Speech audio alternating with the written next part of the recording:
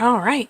And we are back with another fine scene from the Sept of the Red Branch, where today we are in fact on the Sept of the Red Branch, not in New York.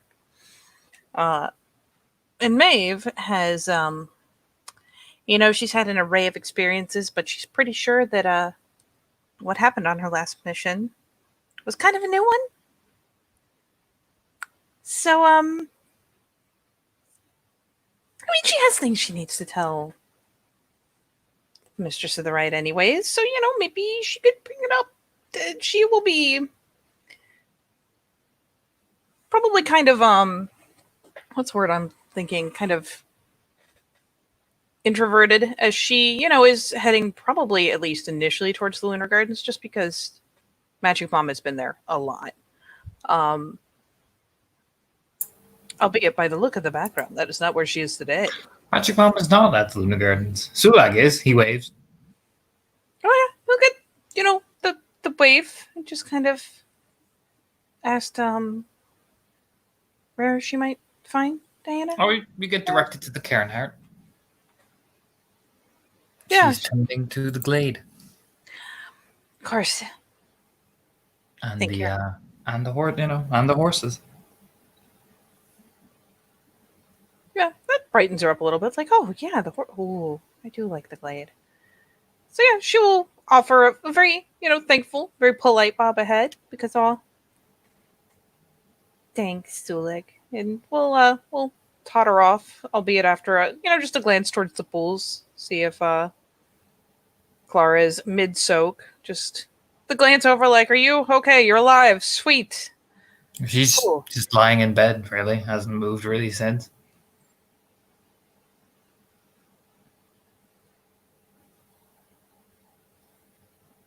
You can see the tuft of silver hair from the bed covers.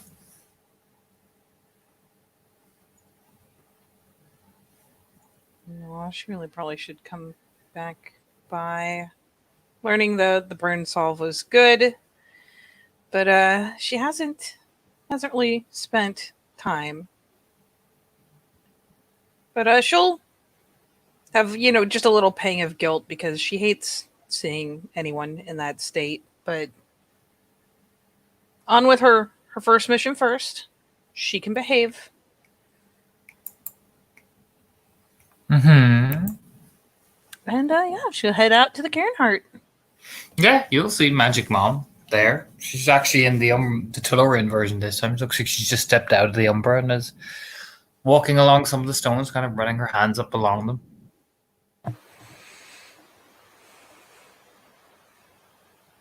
Good afternoon, Raya. It's a turn again. Of course, Maeve, every single time always gives you the most loving, motherly smile. It's probably why she doesn't feel off about essentially announcing herself in such a way. If she was busy, she wouldn't say anything, and it would be that easy. So yeah, she probably pokes her head through under one of the arching sets of stones and says it. And when Magic Mom turns around, and gives her the smile, it's just because everything's better when Magic Mom is smiling. She'll kind of pitter pat over. Hello, Miss Maeve. Hello. Are you busy? Is it something I could help with? Not at all. She just gives a very no, look at you. Do you know what I mean? She could help Mom finish her chores first. She could be the good girl. But yeah. In that case, could I steal a bit of your time? She kind of tilts her head, and again, God damn it, Maeve, she's so goddamn wholesome. You know what I mean? She is. And she goes to sit down against probably the big stone statue in the center of the ring. And while Maeve probably won't plunk down like right leg to leg next to her, not quite like that. She's not going to go for the kind of formal across from her either. She'll just kind of plunk down in that vague alongside, kind of at an angle, but nearby.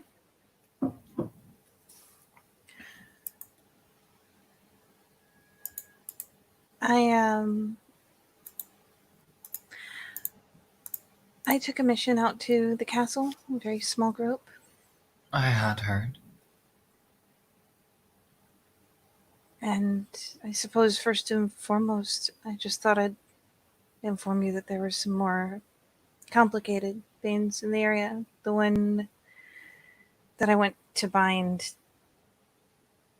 was held there by a curse and a blade, it It's seemed not like. surprising.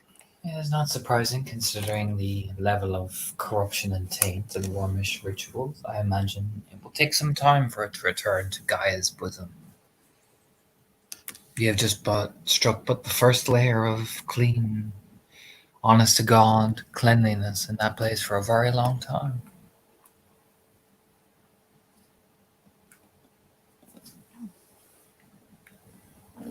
Is it the kind of thing that you think will disperse on its own, or will we need to do a more detailed cleaning? We will have to do more complicated rituals and various things, but it will be a combination of time and both to create a natural cycle. I imagine come the equinox, we will probably do something more grandiose to ensure the further development of such a thing. Oh, These things always should be put in balance, Maeve. Therefore, you're not rushing it, but you're also not negating it. And what better time to do that is at the time of an equinox when Gaia is the loudest in her various forms. of course. There are moments of transition. It makes sense. It gives a smile, but that is clearly not what you're wanting to talk to me about, I think. To give that kind of, again, it's like a head tilt.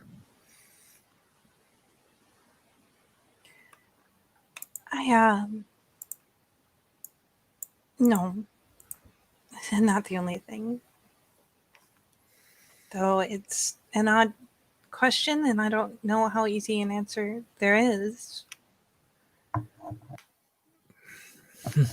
Very well. We've been into a lot of these places that this Red Stag held, places that his followers held, and of course they've always used illusions in the moment. But there's also been times where, I mean, one of them, it was like I was somewhere else. And it wasn't that I was someone else, it was just I was somewhere else. Who knows how far away, talking to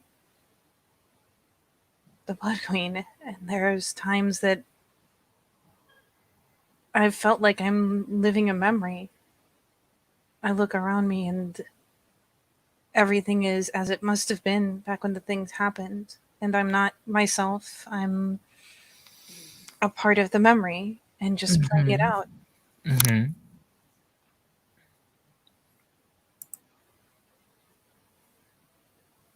And I don't know what makes these things happen. They don't seem like what one traditionally considers an illusion. They're usually, at least to my understanding, they're things that are changed in that moment. But I've found myself walking and moving through memories as though I was one of the people in them. While many creatures of the worm travel to the deep abyss, Malpheus, some perhaps are locked forever to wander this plane. Maybe the memory of those, much like our ancestors, is forever lost, doomed to repeat cycles of wandering.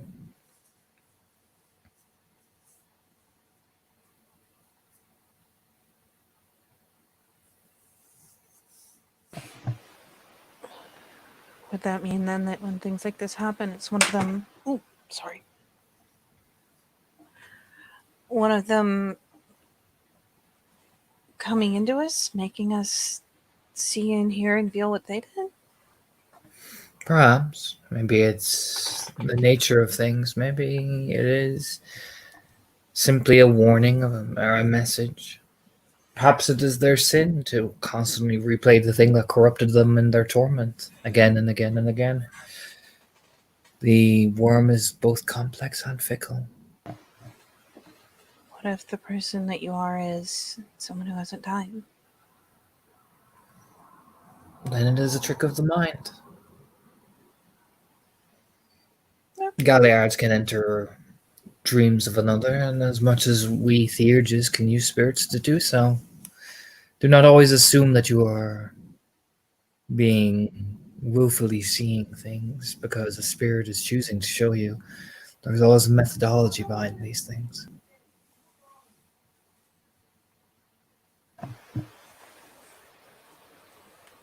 What do you think the chances are that they're really memories and not just...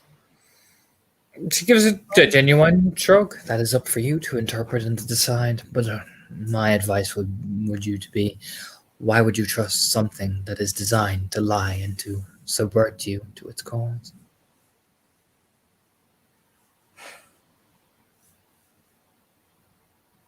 That makes sense. The worm doesn't force you to join. It tempts you, lures you in. You know, the hands kind of come up like, oh, no. Like, it's not that I feel tempted. It's that the insight means that maybe we could see where they are or what happened. Maybe we Yes, could and walk right into a trap that they have pre-designed for you. So give a smile. And there's kind of Why, as I said, Maeve, why put faith in something that is not worthy of such? Why trust or use it to and assume that you have been given a methodology or a method to gain an advantage when they are perhaps implying that this is what they want you to see? yeah, there's it's thoughtful, but there's still that little frown of like, just maybe she imagined it was something else. It's obvious that she's like, that's a valid answer, but I don't like it. It could be some echo of the atrocities that's done there, or it could be some grim reminder, or it could be some manipulative temptation to lure you further down the path till you eventually become on the spiral.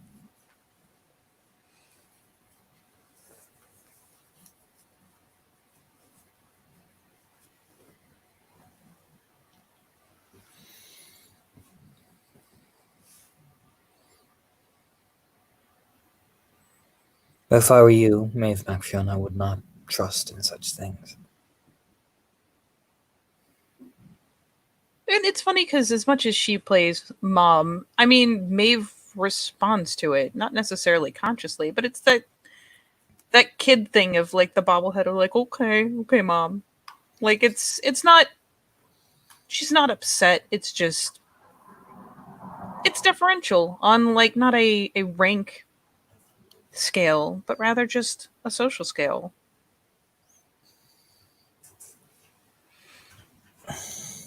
Have you ever heard of people being possessed?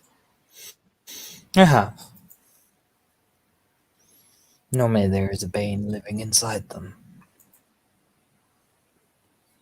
Or normally it is because they are transitioning to become a Fomori. What if they're clean?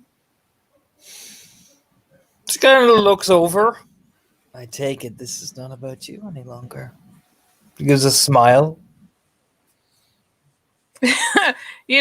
Maeve, for all of her peanut butter, is, I mean, when she doesn't want to lie, she doesn't like doing it in the first place. She just, it's the awkward kind of, I'm just going to comb my hair back and look off for a second, like, oh. No, it wasn't me, but. Who was it?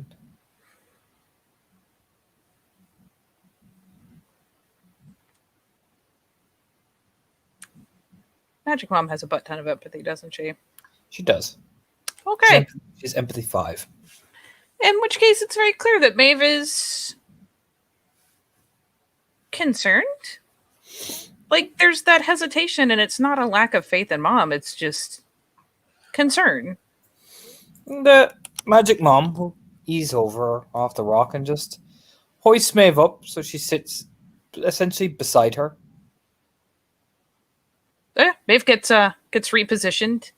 Does not make awkward noises. Just seems a little surprised, but is happy enough to get tucked up alongside. I understand that you are nervous, perhaps because you wish to protect this person. That is a good quality. But if you're to truly help them, you have to be honest, and you have to be forthwith. Sometimes hiding the secret from the world to protect someone may do someone more damage than you realize. Whatever it is, and whoever it is, I cannot help or I cannot give you guidance if I do not know what the circumstance is. And you know that, despite your nervosity to protect them, you know that sometimes you have to tell something that you worry for.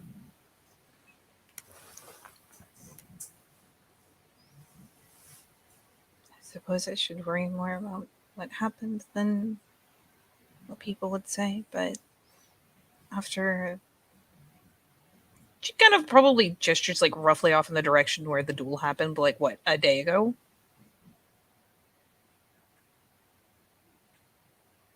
Things are changing and I'm worried about him. Christopher. I do. But no, Kian was with us on the mission. Nod. And he saw things. I don't know what he saw. I don't think he was actually the one talking to me after we passed the gate. And I don't know what that means or is, but I'm worried. Did he say anything particular before this so-called possession happened? After it... After it was done or written out? After it broke, he said he was trying to remember it. Ah.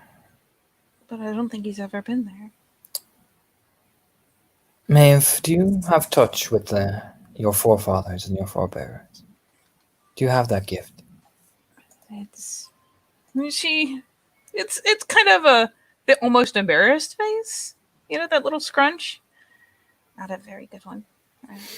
She gives a smile. I mean, she's not mad. She's like, oh, she's not going to go, oh, peasant. Well then, a common thing that can occur when you push into the mind and the psyche of those who came before you. Sometimes those who came before you were not always the beacons of Gaia's true light. And in a place where such harmony is affiliated with such a dark figure, kind of gives that, doesn't say much, but it's kind of leaves it in the air.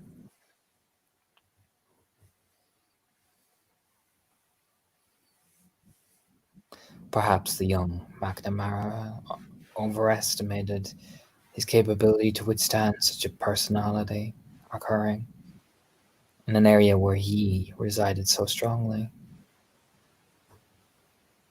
Guess so. There has been some tales of ancestors inhabiting the body of another for a generation, but a portion of time, and doing all sorts of things, from heinous acts to misdeeds to downright deviant behavior. It depends.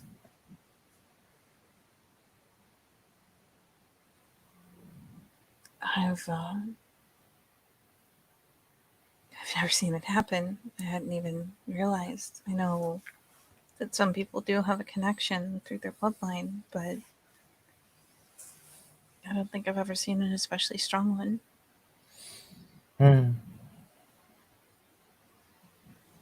To be fair, you came from the land of America. That has nowhere near as much deep ties as to the land here. Definitely a place with a much shorter history, at least for... She inclines her head, precisely.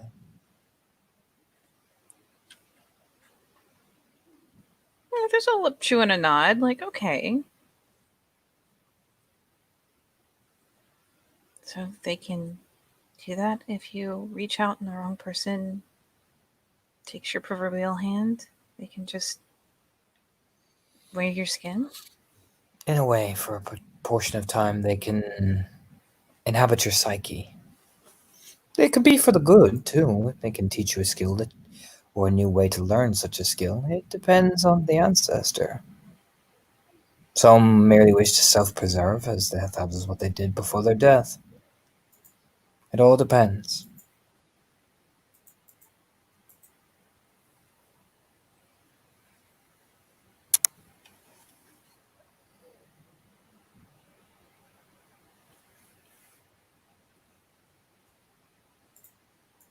Do you think the chances are of it happening again? It depends on where he reaches out. I would not recommend he do it in such places that were inhabited by the red stag. If you get my meaning. The greater the association of the memory, the more the personality and the ancestor can pull within the mind, you see. Whereas if he were to do it here, he would have to harness the memories of the honorable McNamara who served us and sacrificed themselves for the sept honorably. Do you see the difference? Go provoking the deep, dark underbelly of your mind, and those who came before who did those deep, dark deeds will be waiting for you. Yeah, there's a bobble like, oh. It makes sense if you ask a question and the only one who can answer it is someone who is... Knows exactly how to answer it. Yeah. I thought he was acting strange. I thought maybe it was just being there. Well, now you know what to look for.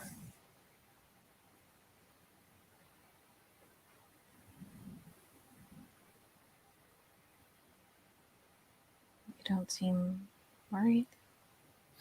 Of course I'm worried, but this is an easily treatable condition. You have to educate. Teach him to learn how to not use it in certain situations and learn a co-balance.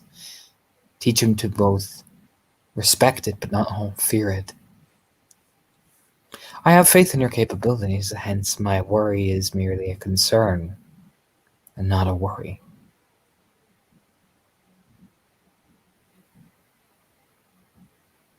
Yeah, there's a bobble because, again, Mom has a way of putting things very simply.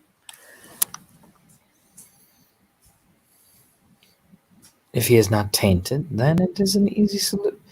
Then it is merely an idea of education, and I imagine you have checked for taint. And there go. Now it is time to be a theurge to him, Maeve. Yeah, that part she can at least, there's a quick nod of the head. Like, yeah, of course, that part.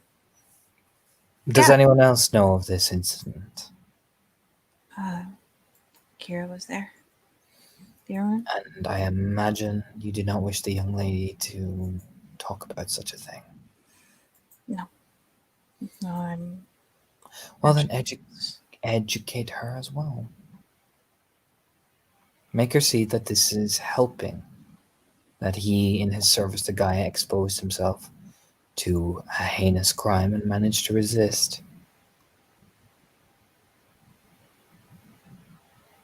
That he is willing to show that he is not haunted by such things by submitting to your education and your wisdom.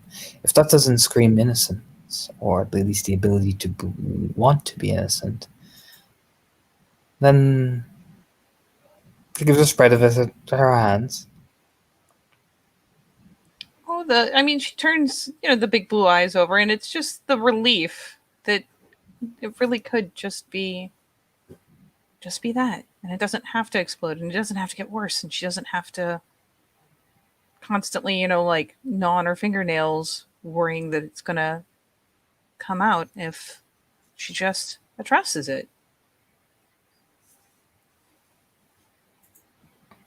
Sometimes the best solution is to cut the wound and Lance it, rather than let it fester and bubble and hide behind insecurity and the better ideals.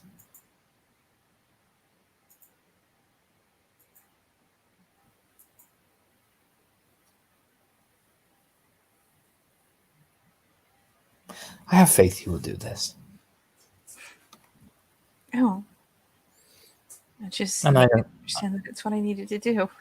and I have no reason to bring my concerns to the Wormfoot or the True Catcher, as my position as Right Master, I have ensured that one of my keepers is handling the matter. I, I do not see the need to cause a big public scale drama over something that is quite a simple matter. You know what? She's already been pulled in, and the relieved glance is one thing, but it's saying, well, I guess there's no need to bring it up to anyone else, then, is there? Just that she does twist enough to like hook an arm around her and gives her, that the thanks, mom squeeze. She just pats the top of your head. I had a feeling you were looking worried. I think that should satiate it. Very much, Rhea.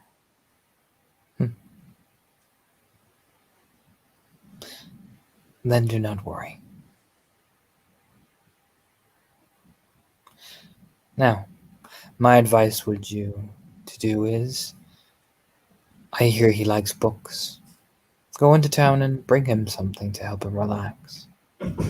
Make the idea poignant, or maybe a family history to help better explain your point. Use the tools that you have to help convey your message.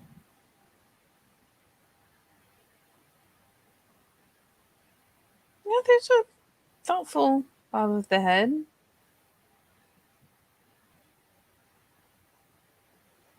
But could definitely help. And well, I can't take anything from the McTighe Library. They do have family records. I could. You could just go to Brooks Rest and explain it through a simple manner of a genealogy tree. You don't have to use specifics, Maeve. There's like the blank. Sometimes it's better just to be simple, rather than get a detailed long list of family names and family heirlooms and family this and family that. Sometimes it's better to put a perspective that he would understand, not overwhelm him with facts, figures, lineages.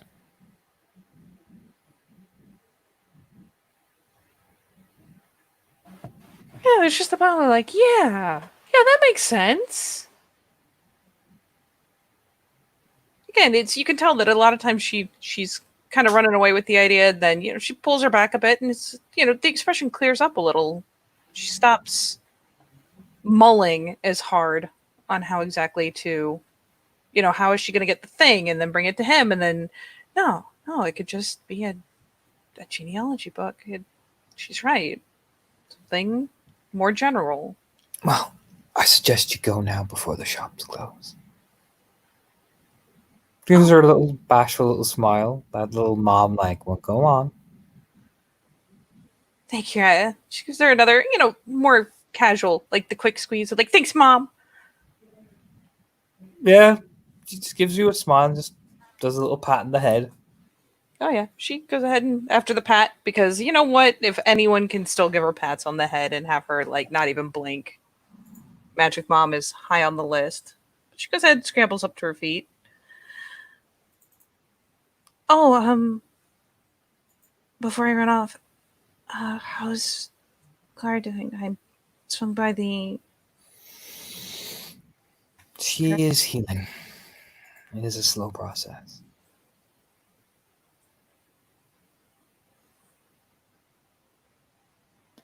She is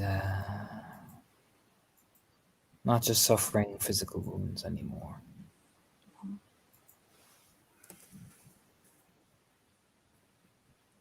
You think me taking some time would help, or would it just? Of course, it would help. It would, if you are close with her and her family, it would certainly help.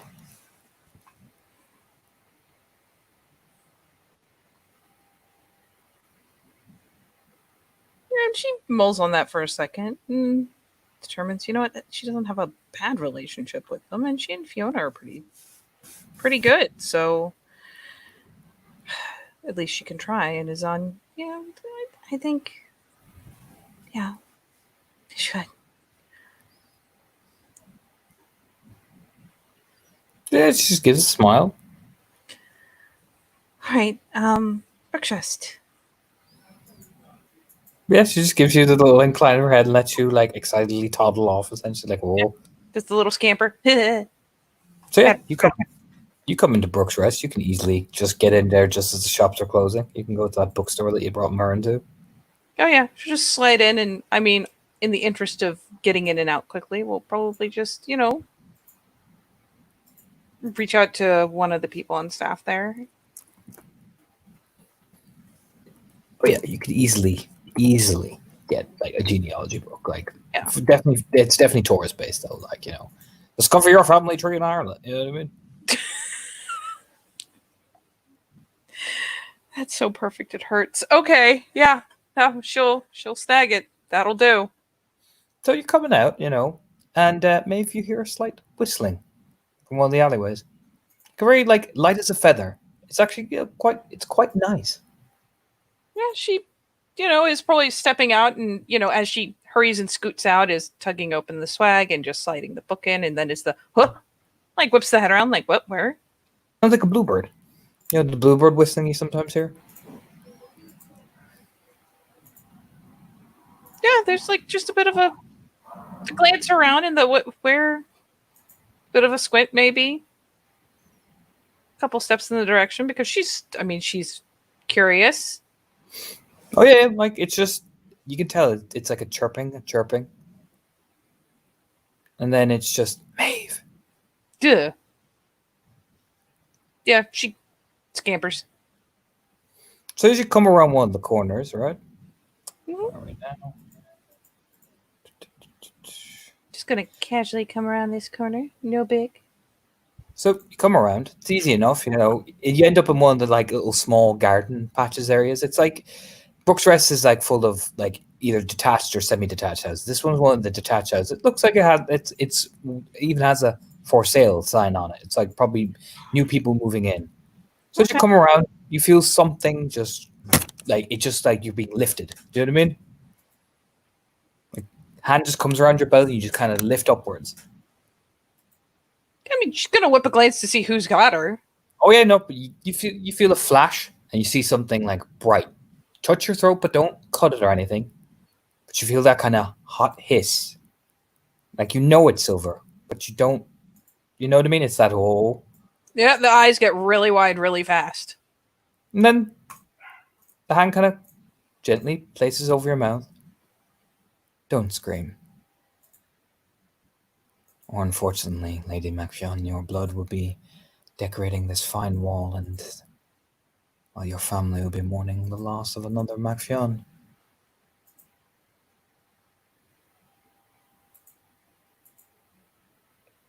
I don't think her eyes get much bigger than they are right now. Just the. She thought she was going to be so clever if she ever, happened to spot the guy, but nope. Nope.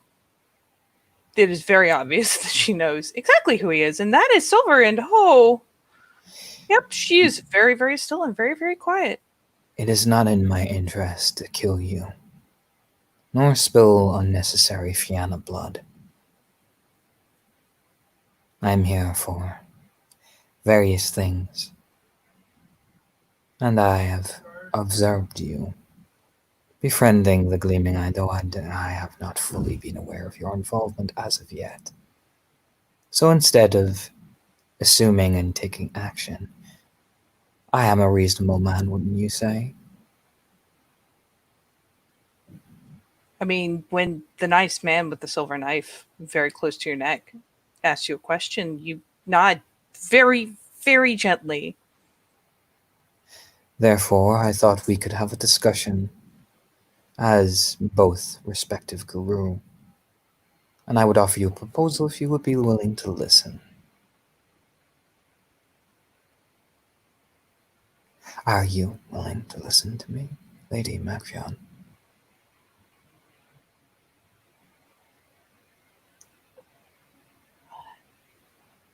I'm all ears. Good. Very good. I do like it when people are reasonable. Now, I'm going to pull you into this house. If you make any attempts to flee, it will be an unfortunate end for you or your mate.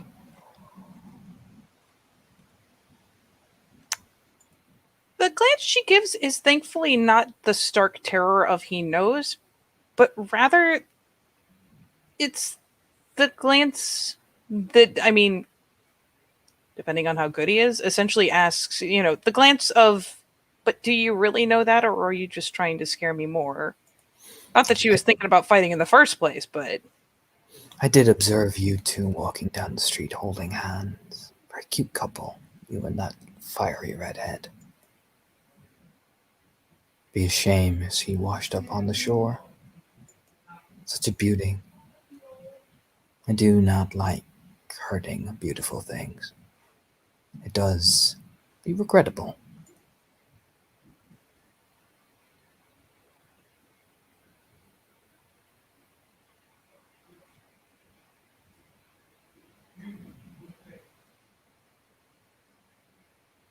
There's no need to target kinfolk. There is not, and I'm glad you agree. Yeah, It's she's such just... unpleasant business.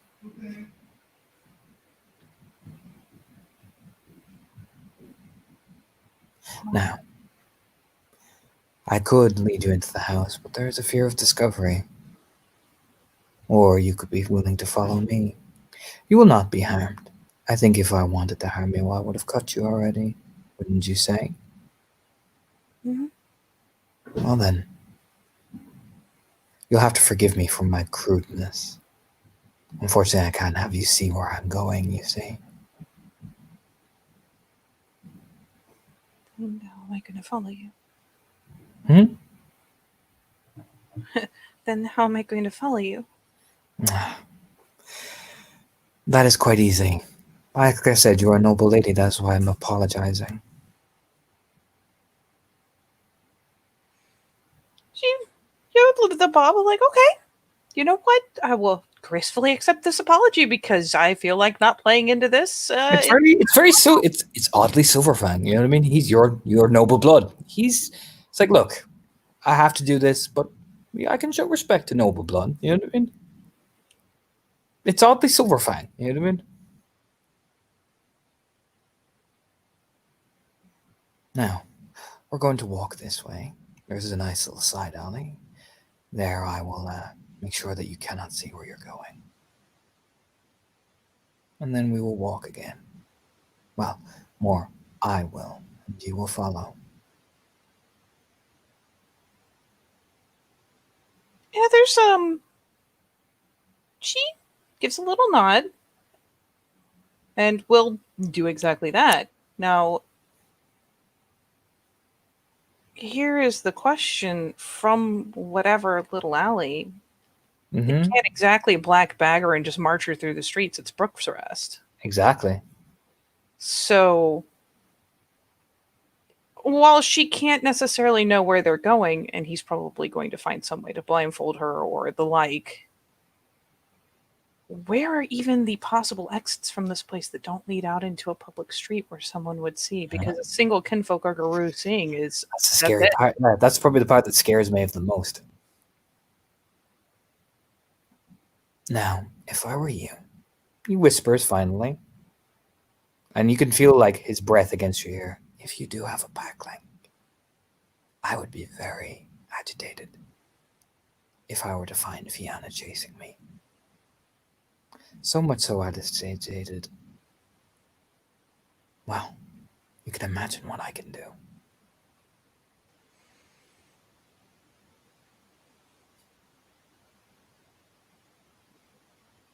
you've made it very clear what you're capable of doing. It's just the nod of agreement, like, yeah, I get the, whew, you already grabbed me once. Oh yeah, he came out of nowhere, just BOM! Do you know what I mean?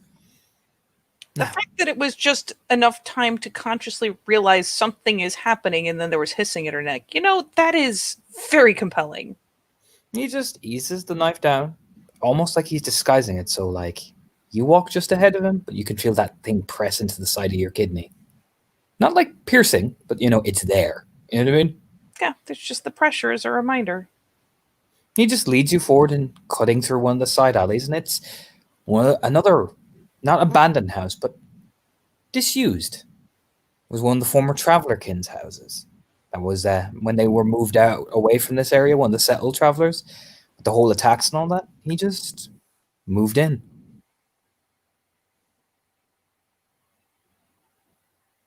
He sits you down in like what looks to be the living room. The blinds are pulled. Now,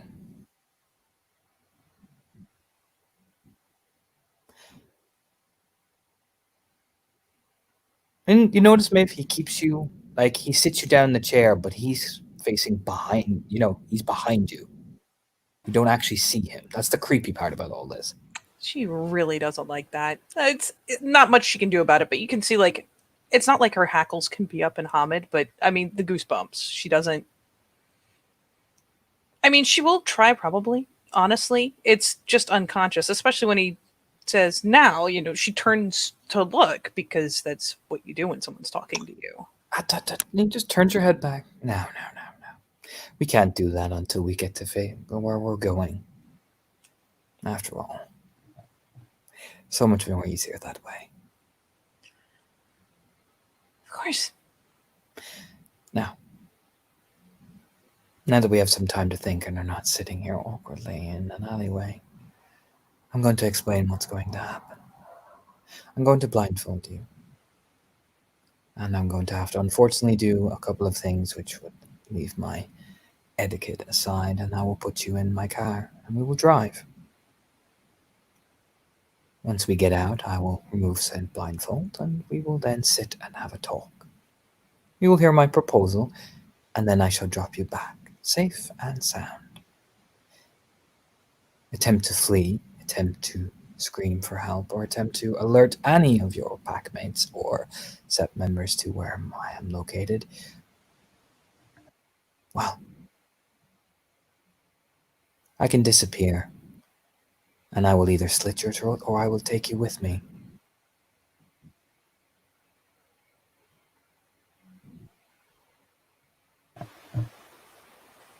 All right.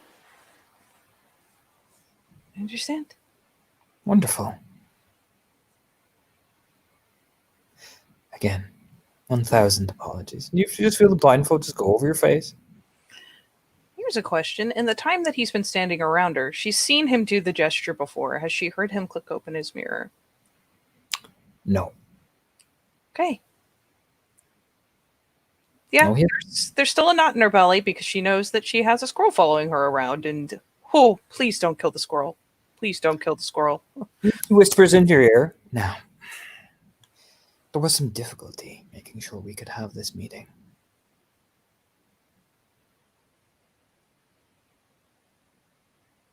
Are there any others following you?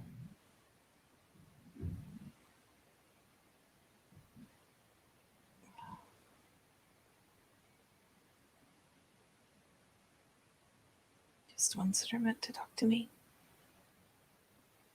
Just them, Lady Macphail? Just ones that are meant to tell me what's being said around me. Clever. Very clever. Well then, it won't trouble us, do not worry. I'm not so keen as to harm spirits too easily. I have merely confused it. Confused it? Yeah. She does actually tip her head around because she can't see now. Yes, confused it. I will not go into detail because, my darling, that will give the game away. And as bright as you are, and as charming as you are, I was not born yesterday.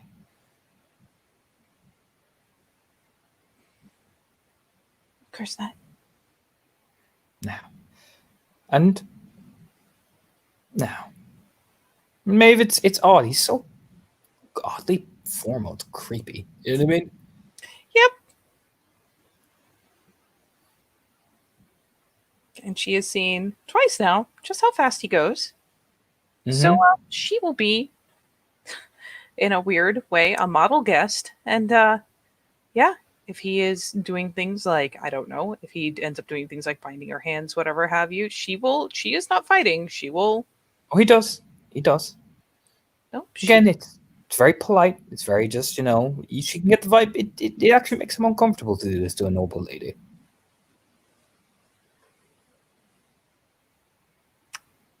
I guess, I mean, she is going to be very responsive and obedient because it's really not going to serve her right now to fight him. The only point of interest is, does he go like messing with her swag unduly, or Nope. Doesn't touch it. But you feel the tip of the blade at your chin. Now I trust your items, whatever they are, will not be able to track me.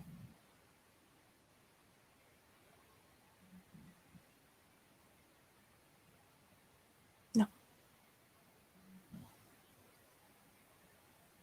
Is that your final answer, Lady Macfield?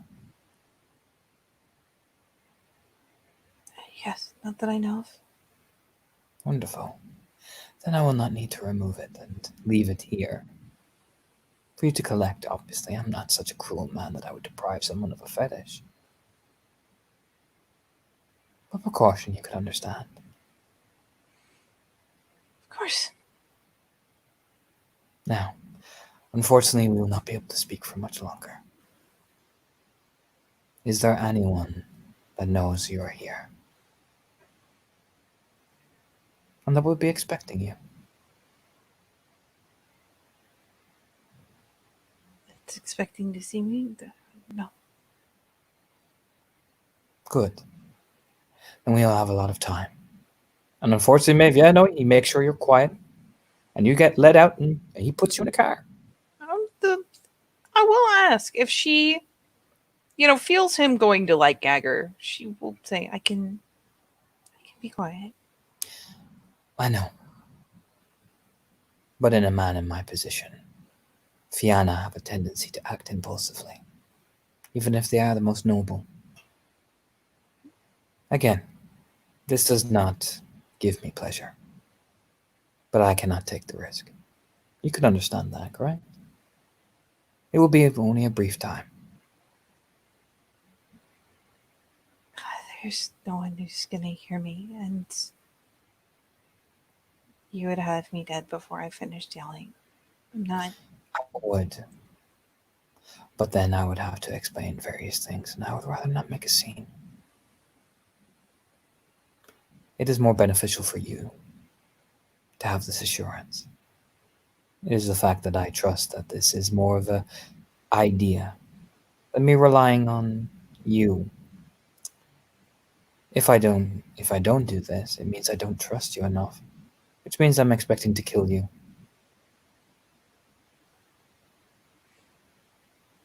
She doesn't feel like that logic tracks, but it is his logic, and she can't tell him how to think. Yeah, and again, It's about it's about a 20-minute car ride, Maeve. We'll at least say that, while she won't really fight it, there's at least an uncomfortable squirm. She does not like the gag. Mm-hmm. And again, about 20-minute car ride in the boot, and he opens it up, removes it immediately, like that, walks you a couple of paces, still has you blindfolded, and just sits you down. And it's weird, man. You just find yourself being sit down on a seat. Like you feel the wood and everything. All right. Is he leading her, or is he having to carry her? I have no idea how tight. Oh no, he's leading her like by the rope, essentially. So hands bound, feet not. Feet not, no. Okay. You walk, you can feel bog. Which means she takes it a little carefully and slowly, because God help her, if there's a branch she can't see, she's going to eat shit. To be fair to him, he's not beating a dick. You know what I mean? It's very careful steps. You know what I mean? Nope, she is going to go along with it and do a lot of thinking on the way. Are the hands bound in front of her? Front of you, yeah. Yeah, then there's probably been a bit of a face scrub after the gag was taken off, just because bleh. But yeah, she can't see. Her hands are bound. She's not going to try anything hinky. That's suicidal. And you find yourself sat down on a little seat. And he immediately, with the knife, just cuts away the bonds. Does he take off the blindfold? He does. Okay. And I will get the scenery that you two are sitting out in, which is just... I imagine Maeve gets a bit nervous, because let's be real here for a second. If you were wanting to bury somebody, you know what I mean?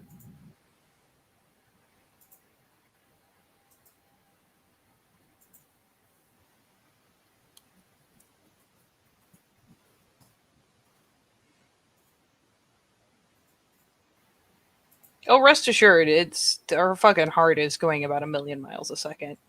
Oh, that's not reassuring at all. Mm-hmm. There's no Nothing. trees, no nothing. Yep. Yeah, that's really eerie. Actually, that's way worse than what I'd imagined. And he sits, essentially, you're sitting on like one of these little small wooden logs that it's like that sort of vibe. And he sits across from you, like right up near you. Now, apologies for the scenery, but I feel this is most fitting of the tone of our conversation.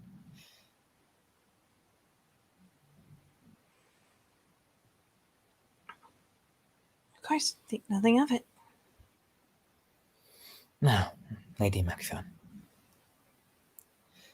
I imagine you at least know who I am.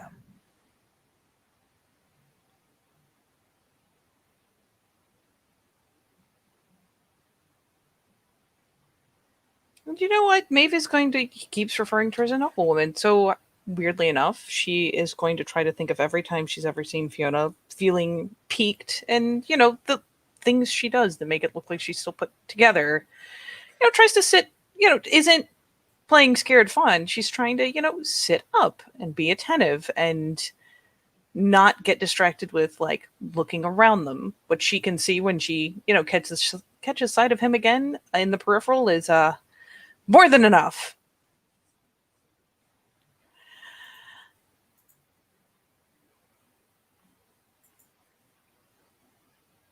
I think so. I'll keep the formalities and, well, I am a member of what they call the Red Osprey. We have taken a very vested interest in making sure that the Fianna tribe is supporting our interests.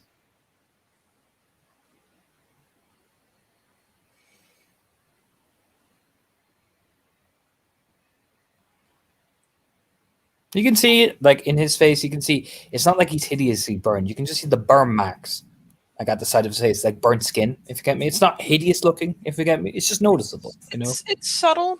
It's probably healed, nigh completely off, but the sheer damage may have left a little bit of gnarling in the skin. Just exactly. Yeah, exactly. Right at the side of the face, you know what I mean? Do I have the liberty to ask questions? Well, we'll start there.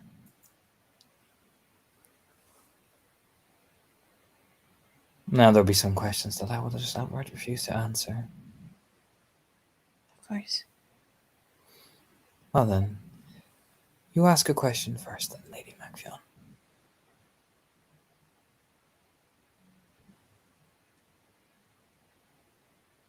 Why the Fianna? Neutrality is often the most dangerous thing, and we cannot afford a tribe with significant weight and significant armies behind it to be neutral in this current conflict. You can imagine why. With your strong presence in New York and the various eastern coast of America, and as well, the ever-growing expanse of the capital's interests. You can imagine why a tribe with such weight behind it being neutral would worry anyone.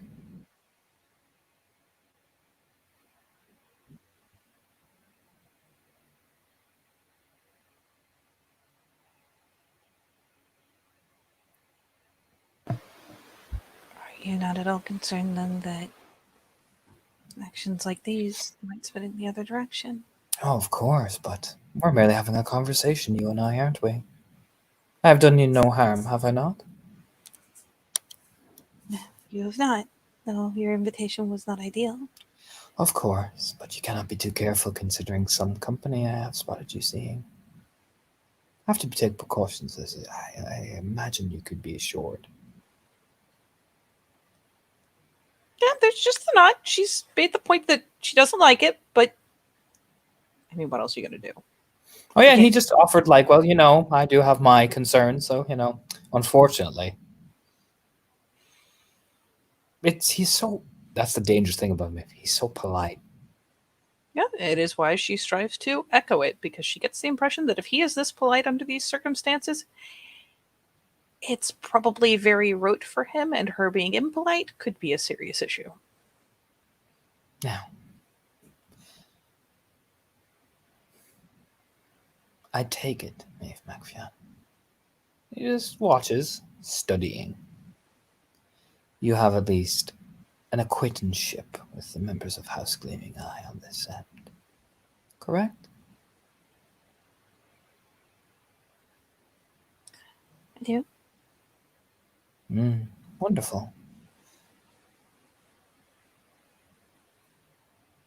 Well, your turn.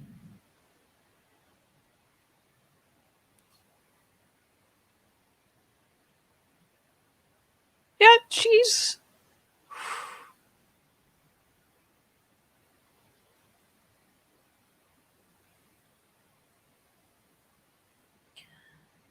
And of course, she has to account for the fact that he may just refuse to answer. So, I mean, there's a moment of like thoughtful ticking. You act very much like you're alone out here. Hmm. Do you have a pack nearby, or Ah, clever.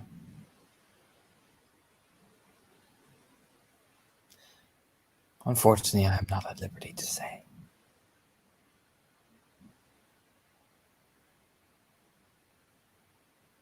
Not yeah, until I can at least trust your intention.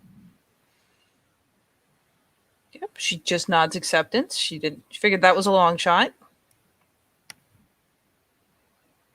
Just politely and expectantly glances up because she imagines this is a turn-taking thing now.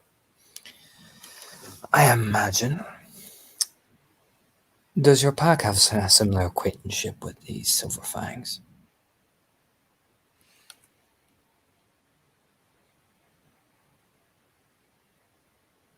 Or is it merely you? We are all septmates. We are fairly well acquainted with all the sept. I'm sure if you've watched, you've seen that I'm a very social person. I have, which is why I'm asking, Maeve. Does your pack share the similarities of making sure you're sociable with the Gleaming Eye?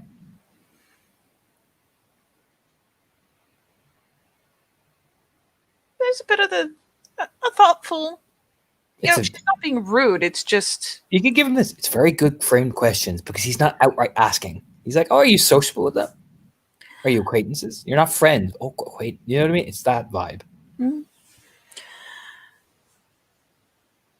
My pack is a very sociable one. Yes, we are well acquainted with the better part of the sept. Well, considering you have an O'Callaghan in your pack, I imagine you would be. Gives her a smile. Agreed. I cannot speak for the rest of his family, but Seamus is very social. Yes. Well, gestures, like, well, by all means. As if that answered the question for him. You know what I mean? Like, ooh. Yeah, she's. You know what? She may be baby steps on games like this, but at least she's trying. Oh, She's yeah. not. I mean, Hey, he he's specifically acquainted with them, but Yeah, exactly. He doesn't look angry about that statement. It's like he expected that answer.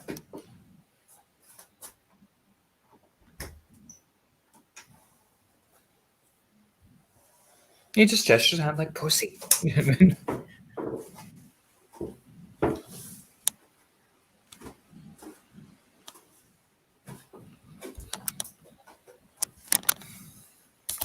yeah, she's thinking.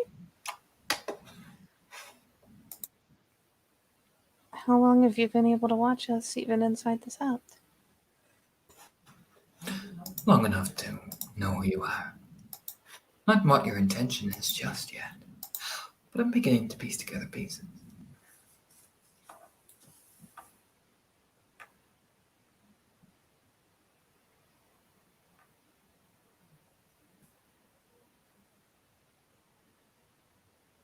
I like to think that my intentions aren't especially shouted. Gives a smile. But it's enough to make sure that I see what I can use you for in the game. Whether that's as a message, a pawn, leverage. It's enough to make me curious of what I can use you for.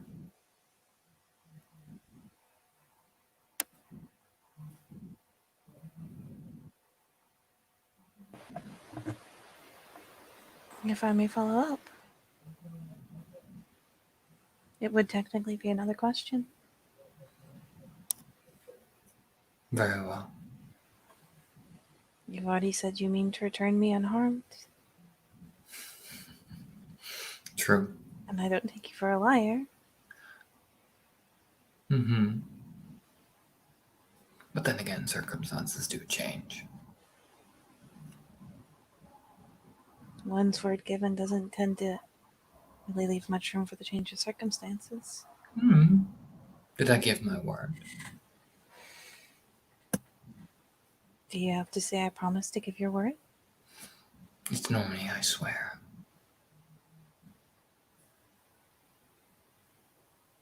But you're correct, I have no intention of doing anything drastic, but should circumstances change, it's better to have always that contingency.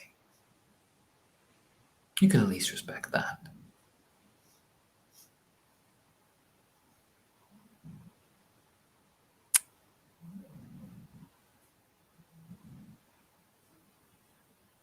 Yeah, there's... Alright.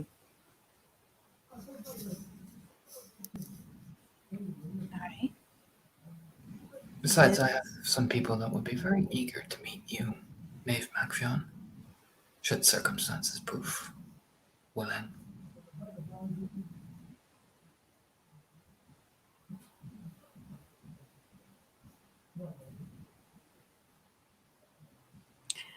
I hear I am a subject of interest. Well, considering you're Macfion, I imagine it would be of great interest.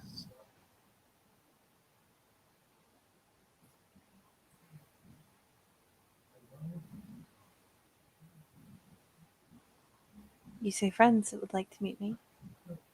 Yes.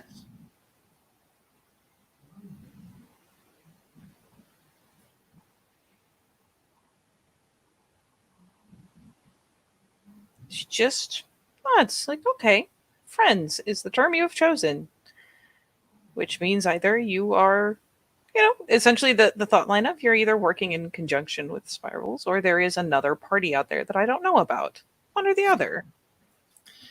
Now, I know of some wormish creatures that would be all too eager, judging from what I've watched of them, but it's not my style.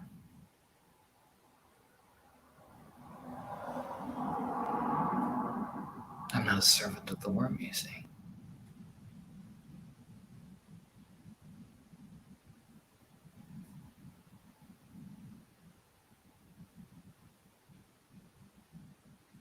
I'm afraid I'll have to take you at your word. Well, you can examine me for taint if you like, the urge. Gives a smile. You would not be offended. It seems right.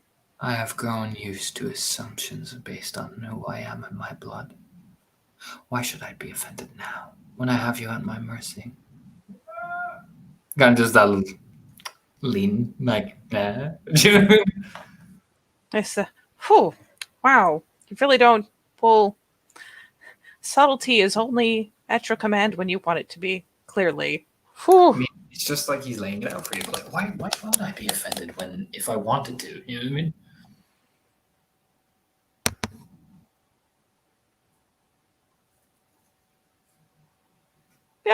there's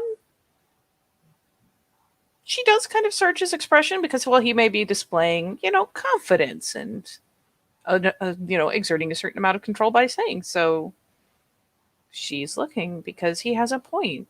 His bloodline is treated a particular way, and she spends an awful lot of time in the company of people who have a similar issue.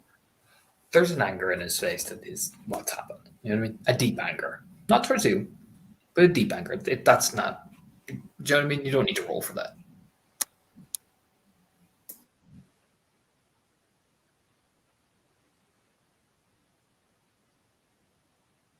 I think I'll settle for taking you at your word.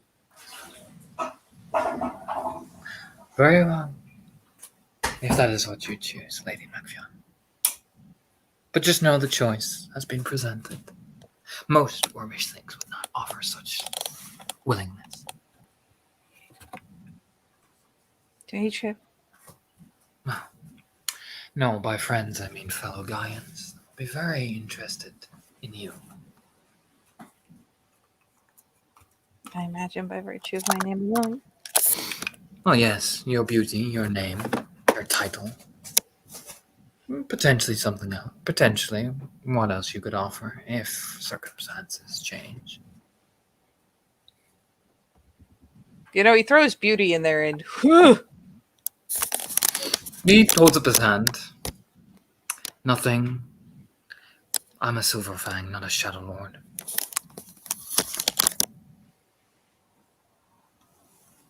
I'm not some filthy bone gnawer that would be willing to ravage something as like that.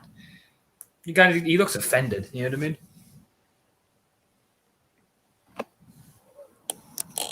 I'm sure you know how noble arrangements work. If would one be willing, like I said, depending on circumstances, but it would never be that. Enough has been pillaged from my people. I would not do it to one other.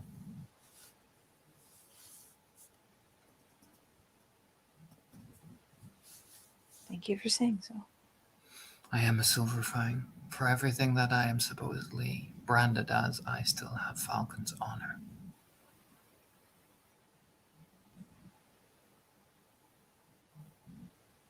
If I may say so, I admit I don't know nearly as much about the things that you have been called and branded as you might think.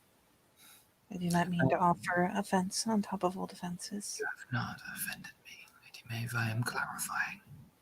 For your own consideration. Thank you.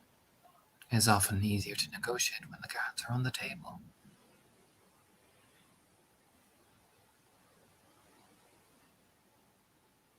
Yeah, there's the bow of the head.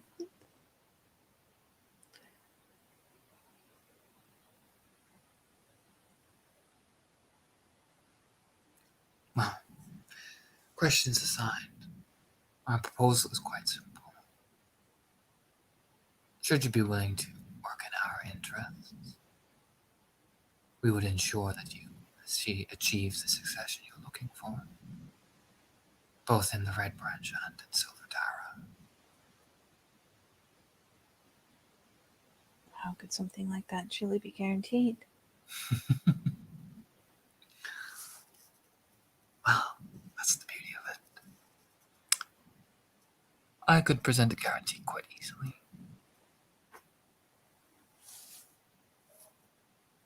If you'd be willing to listen.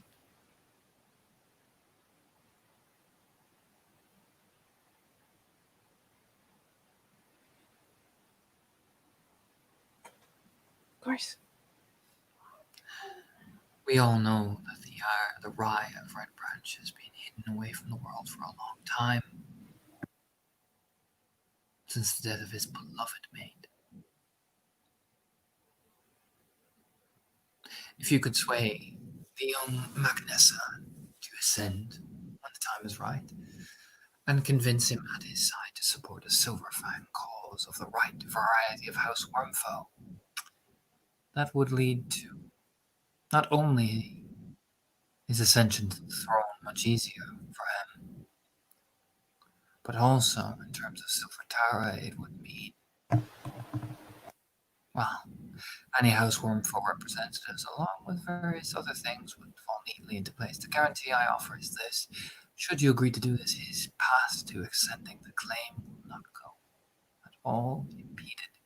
It will be a smooth succession, one that is righteous and just, and not brought into doubt in the slightest by certain events.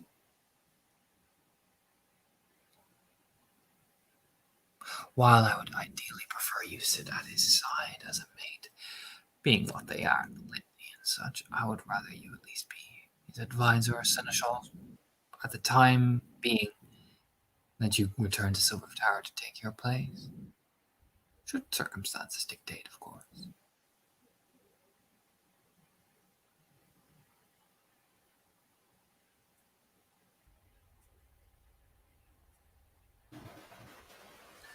You wish to harbor a family known as the McNamara. If our cause is supported, I will ensure that they receive lands in due time. As you can imagine, these things are not quite easily got. But, the right whisper in the right ear, Lady Maeve, that family that you so desperately want would have what they lost a long time ago.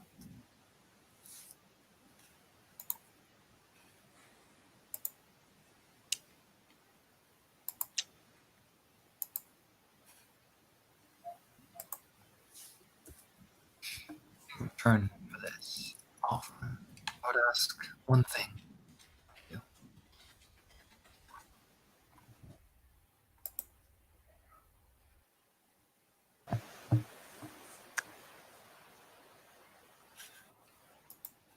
And what is that? Fiona von Premont.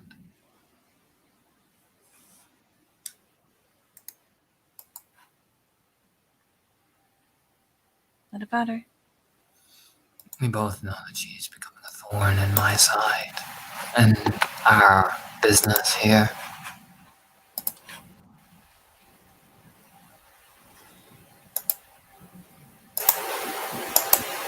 Oh.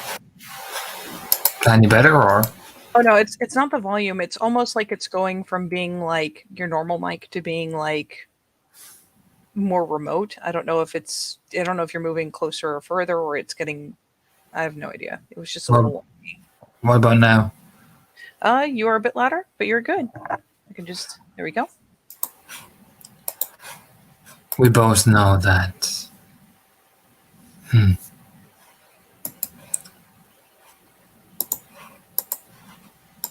She will not relent, and as a gleaming eye, she will continue to hunt mine and my own.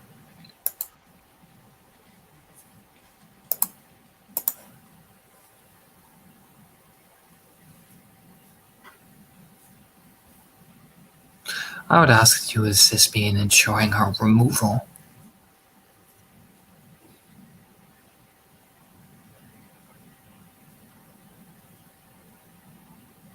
I'm assuming you don't mean relocation.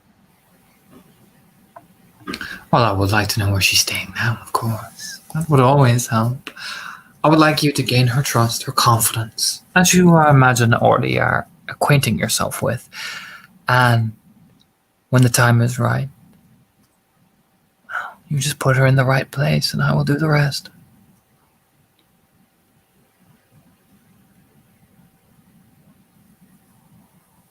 No blood on your hands, Lady Macfion, of course.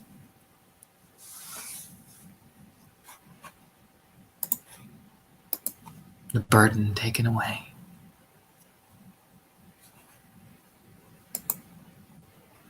It's a little knit of the brow, just almost, if anything, kind of concerned.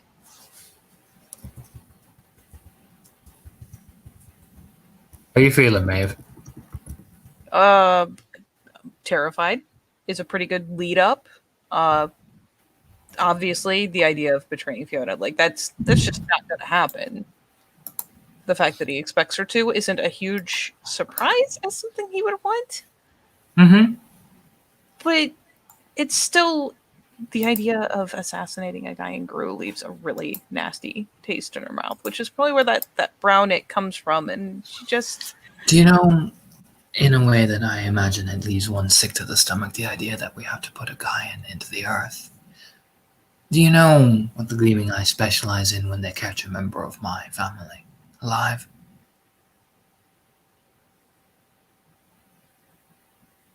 maybe not. If you would permit me, To show you. how? It's quite simple. I'll not demonstrate on you. I am not cruel. But if you would permit me to show you.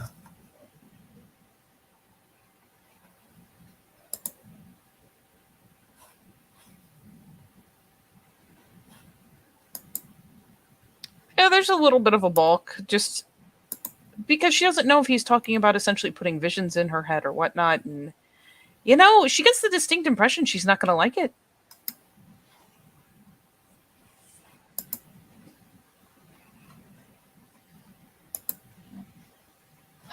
What means? Gesture and demonstration.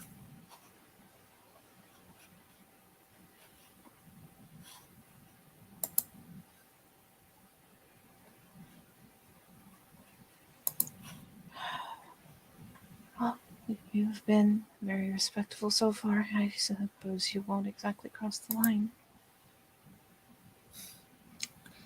I can give you this on my word, Lady Maxion. I will in no way touch you during this demonstration. I will in no way put my hands near you. I will in no way do anything to you to demonstrate such methodologies.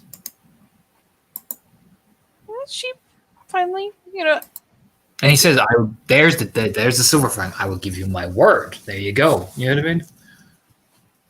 Yep, she, as he says, I give you my word. It's, as he makes each point, there's the little pop of like, okay, I hear it. And finally the nod.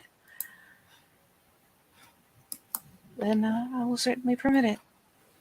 Very well. He twitches his face a bit, as if he's uncomfortable. One particular methodology for those who do not speak is to use elements of silver. And you can imagine silver leaves scars, correct?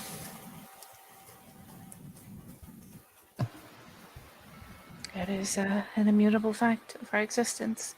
Yes. In one such instance, I had elements of silver flakes poured into my face. Slowly, of course, not so I would not die in the process, nor would I thrall. Carefully administered, if you understand my meaning, in order to fully grasp the information that they were looking for. The result is he touches his face and maybe he pulls his teeth. What? I'll show you the gif. And you watch this whole side of his face shrink, as if it's sagging because there's no bone.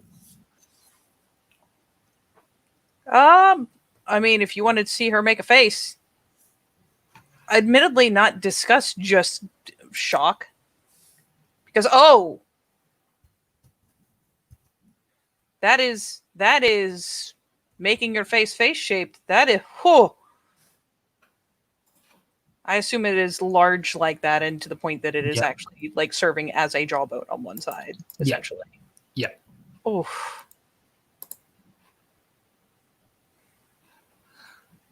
You see, I had the unfortunate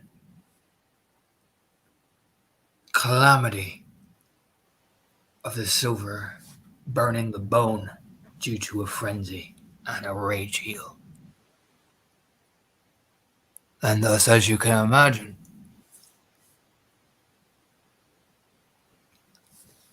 he twitches again in pain, like invisible pain. Because he looks deformed when you think about it, right? Yeah. He does the slow click into his jaw. Like, he even makes this metallic, like, clunk. was the most incredibly painful experience.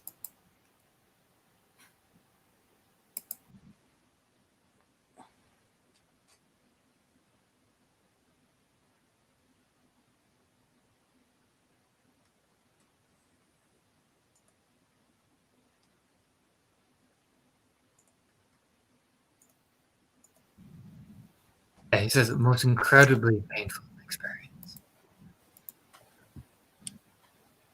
Yep, she is watching, kind of wide-eyed, because, oh,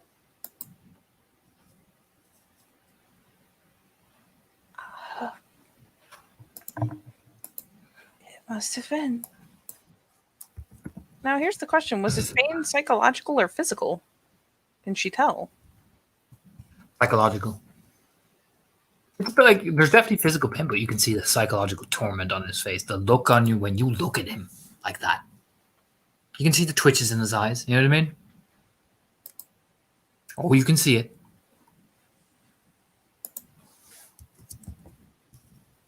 If that is the case, how are you sitting with me now? Ah, this is a very intriguing question. I was rescued.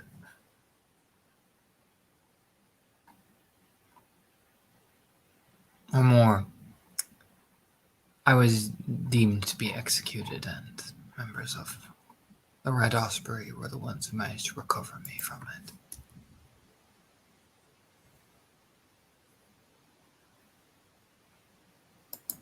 Did they believe you dead then? They did, yes.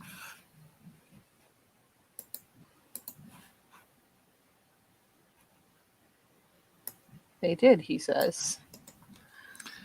They did.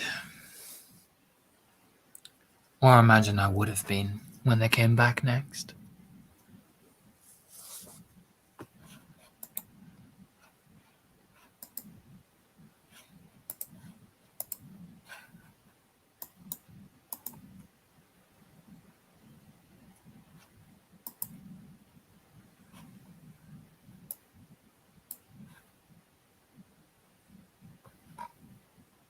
Yeah, the whole thing.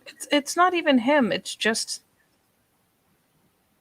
it's another case of family conflict against family, except this is a Silverfang one instead of a Fianna one, and it leaves her sick. Unfortunately, life clung to me like a disease, and I was not deemed to die.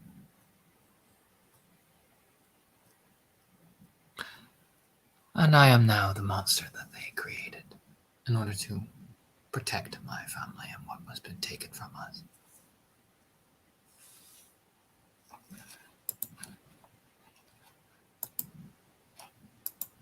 What did they want to know so badly?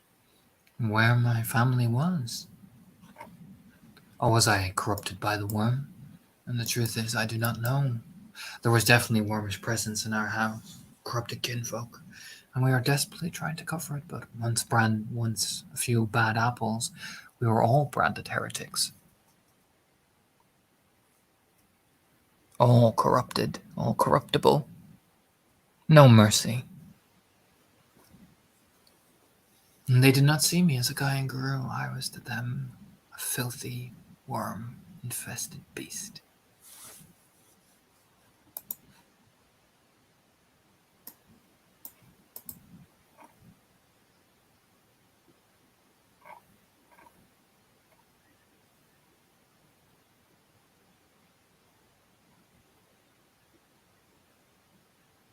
Sorry for what you've suffered.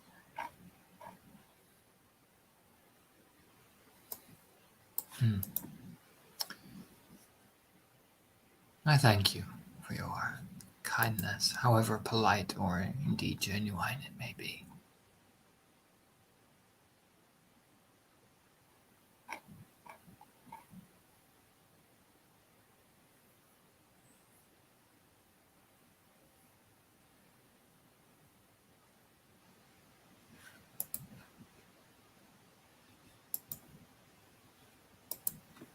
Now, you can understand my qualms when making sure that I remove these zealots, that is, the House of Gleaming Eye. So in order my family can receive justice and fairness. We have done terrible things, yes. But wouldn't you, Maeve, if you were put in our position? I have never been in a position where I would have to make that kind of decision. It's not fair of me to say that I know how I would react. Can you not shelter your family with other houses? Seek proper justice. Yeah, proper justice. I think you know what proper justice is when everybody's branded with the worm.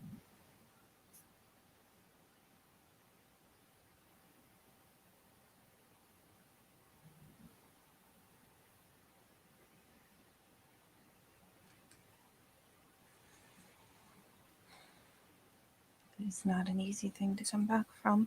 Not that, again, I can say from experience, but from what I've witnessed, at least here. The McNamaran is a far different case. And the Silverfang's treated far differently than the Fianna.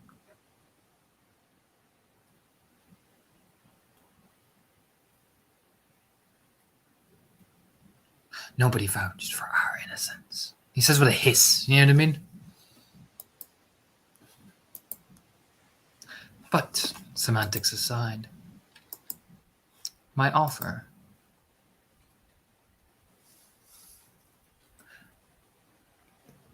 These things do take time, and I'm not going to demand it now.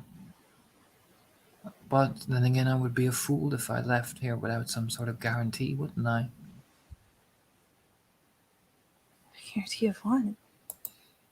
That you will not run immediately to the Gleaming Eye and tell them of me.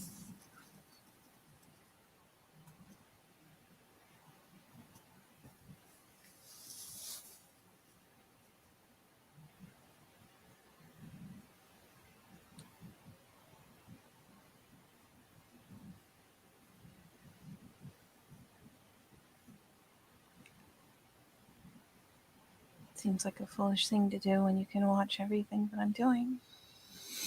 Very true. Maybe I'm just paranoid, as you can imagine. I would be, wouldn't I? Your silence doesn't exactly fill me with confidence. So, Maeve, what do you do? Just, I mean, for the moment, his fool sounds like he's getting a little excited, but he just continues. I'm not going to go running to Fiona after this.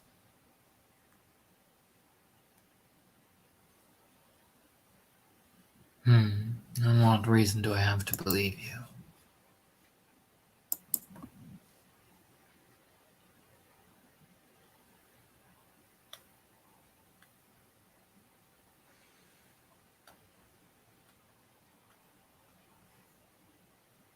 What guarantee can you give me that I can trust that?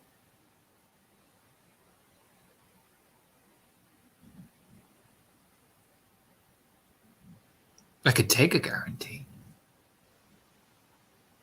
She's kind of looking concerned, like, how do, short of, how do you guarantee something like that? That's the question, Maeve. Are you gonna say something, or you're gonna let him continue his line of thought? This is on you now. Do you know what I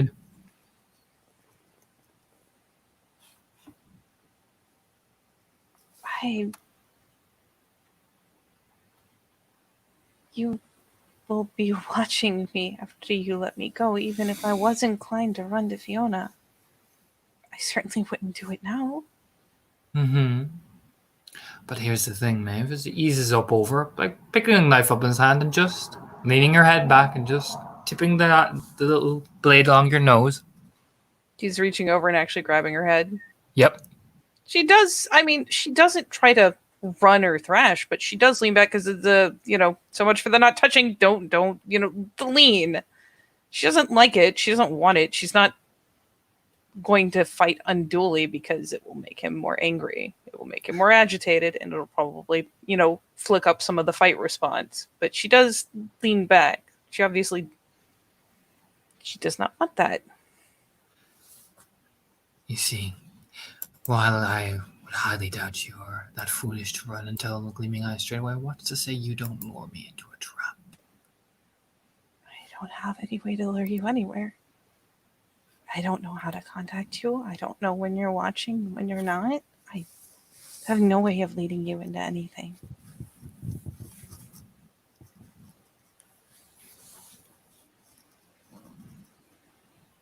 Honestly, even if after this conversation I wanted to do something like that, I don't have a way to. Charisma subterfuge. If you're trying to convince him, charisma subterfuge. Because if you're being genuine, expression. But if you're trying to stall him and deceive him so you can actually work with Fiona how to get him, charisma subterfuge. Because, man, he has put me in a weird spot where I sympathize a lot more than I expected to, but he still has killed people, Maeve. This is the thing. Yeah, he's watched him kill a kinfolk. Yeah, with for no just remorse. Not being no useful remorse enough. Yeah, exactly. He killed Francesca with no remorse. But by the same merit, look what they did to him. There's the gray area. You know what I mean? That's what makes it kind of disgusting, is that on the one hand, Jesus fucking Christ, of course he wants to do something this extreme. He's probably filled with hate. It's a wonder if he's not worm tainted just from what has been done to him. Mm-hmm. Horrible states like that are what generate, wormish attraction. Mm-hmm. But by the same token, she's not going to forget that fucking stark terror after he fucking just that tiniest sound it made when he slit Francesca ear to ear. Like the detachment in his voice when he did it as well. There was no remorse. That was just cold. Even now, he's just so cold. On a list of things that Maeve is not bringing up because she is scared of how he would react if he knew. This is the thing as well. I can give you this for your empathy score. He doesn't fully know your extent because you've been careful enough to cover some of your tracks. You know what I mean? Yep. She clearly touched the thing with their bare hands. She made a boo-boo. Mm-hmm. But nope. Thankfully, she hasn't confessed to much. Nope. All right, subterfuge it is. That's because you've given him no reason to start making you confess. You've played it good so far. This is where you got. This is crunch time. You could spend a willpower. I'll let you. Oh, thank you, because I'm going to. All right, don't forget your peanut butter. Bless the peanut butter. Bless the notable heritage, because I don't know what diff this is, but the -1 is nice. It's diff 6 because of your noble heritage. Oh, thank God. All right, I will spend the whippy. I will note the spending of the whippy. So 90-10 willpower, currently diff 6. Okay, let's do the really painful thing.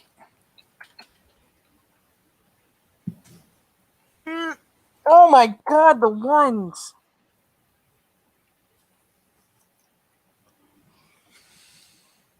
That was a really bad roll. That was a really bad roll. That was 1 successful die and 2 ones. I don't even think the 10 pops. I don't have even 4 dice in either of those. Her Christmas 3. It's about to get very interesting. So 1 success. You still succeed. Okay, I want you to bear that in mind. You have still succeeded due to the willpower spend. Thank God. Oh, you said you spent willpower. Oh, yes, and I even marked it. Okay, so I have 1 that couldn't be taken away. Mm-hmm. Oh, thank God. So keep that in mind. What happened next? His head tilts, and Maeve, whether you like it or not, I'll put it like that, whether you like it or not, that knife gets closer to the point where it's just tipping at the bob of your throat. Emphasis whether you like it or not. You know what I mean? Oh yeah, she never does anything more than maybe a little bit of a squirm to show that she doesn't like it, but it's nothing that'll get her out of his hands if he's grabbing. Oh no, he wrenches your hand, the hair that hard that if you move once, you'll push into the knife. You know what I mean? Honestly, if he grabs and wrenches her hair like that, there's probably just the squeak of pain because Jesus. Probably a little louder than she ever intended because she's scared and she's in pain. Oh, and he looks at you as well. It's such a cold, detached stare as well. That's what probably makes it so goddamn terrifying. Not like the spirals. The spirals are all taunting and menacing. This is just detachment. Like complete desensitization from what he's doing. You know what I mean?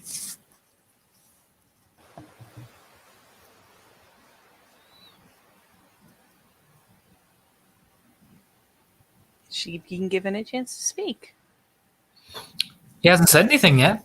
Okay, so he grabs and he wrenches, and it's that touch, and whew.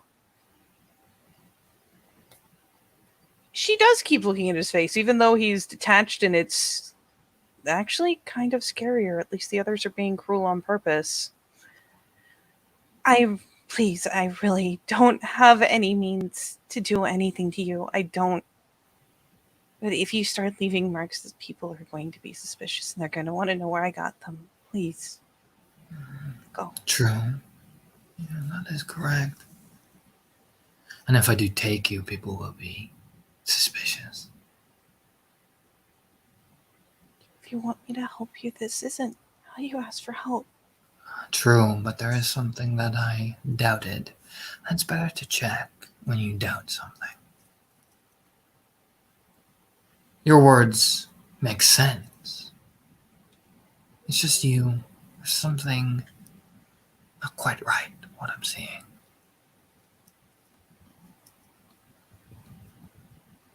On the bright side, most of what he's seeing right now is that she's scared shitless. It's just he's seen something. He's, again, like he said, the words sound okay. You know what I mean? It's just everything else. You know what I mean? I'll give you a rage for fear because Jesus Christ, man, this man is. Oh yeah, I'll take it. And how are you feeling when he says that? Like the words suit, but it's just everything else I'm suspect of. You know what I mean?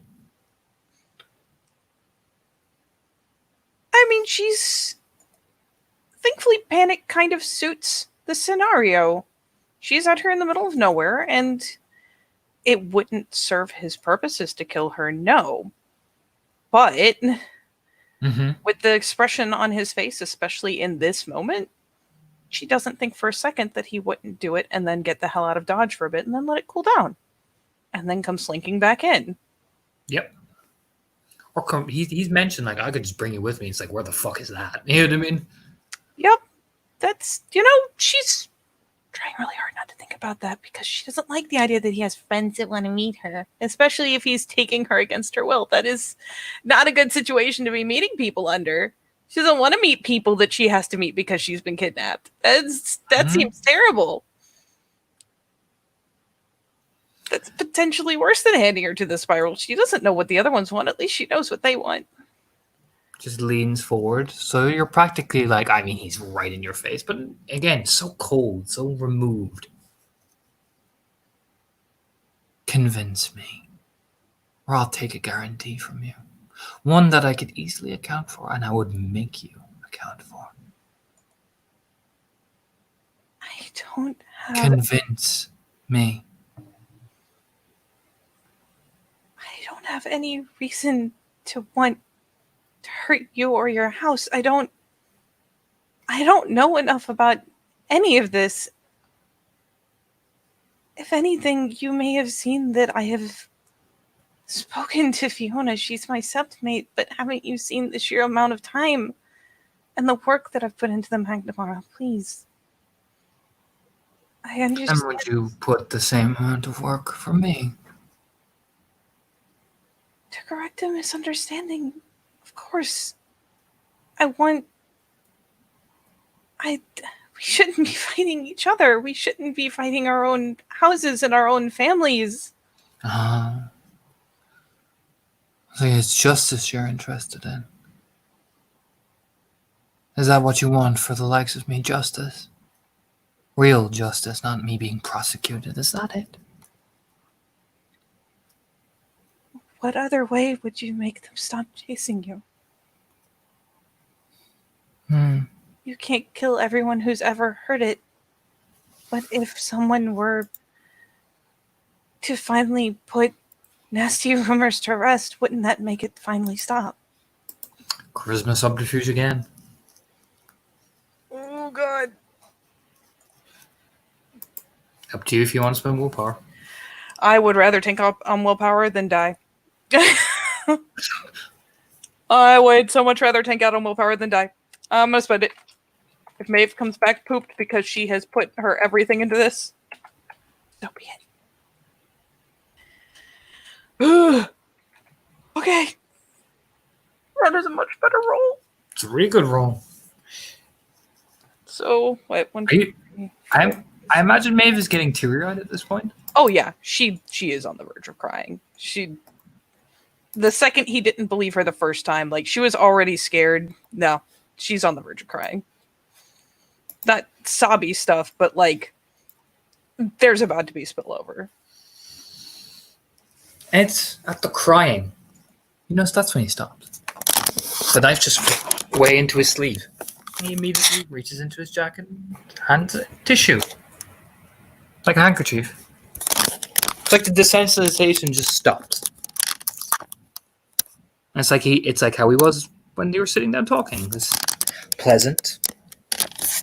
Again, I wouldn't say he's pleased that you're crying, but you get what I mean? It's like emotion comes back on his face. Yep. Though she's admittedly shaken for a moment. It's not that she refuses it, it's that it takes her a second after, suddenly the hands are gone. And there's a hanky there. And she needs a second to process it because he moves really fast. And she just, kind of shakily reaches out and takes it because that was fucking terrifying. And takes a second to put herself back together, Actually makes use of the hanky. Apologies. A man in my position has to be sure.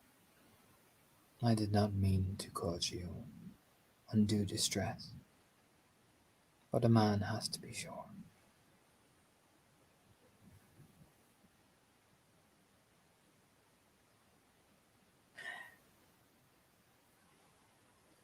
I guess so.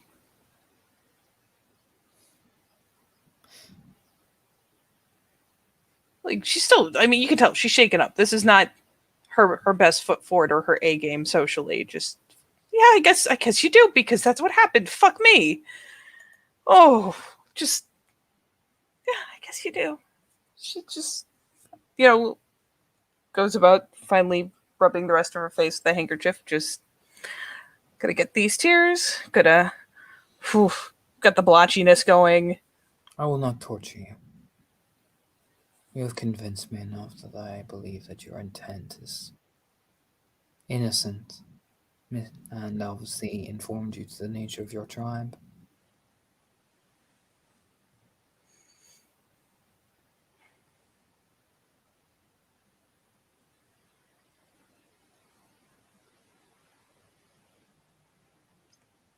You don't have to make bets to ask for help.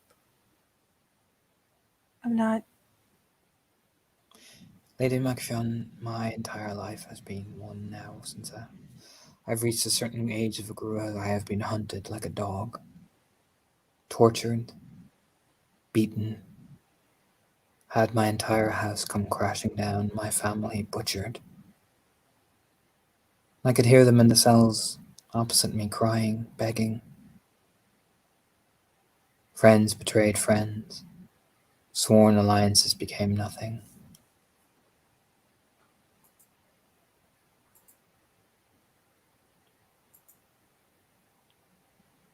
To say that I do not need to make threats was the idea that I should have just laid down and died.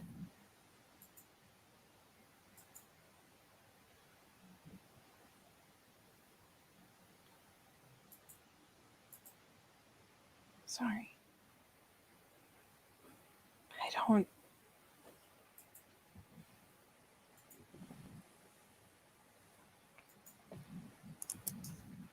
This isn't exactly things that I've learned. Not in detail. Not like this.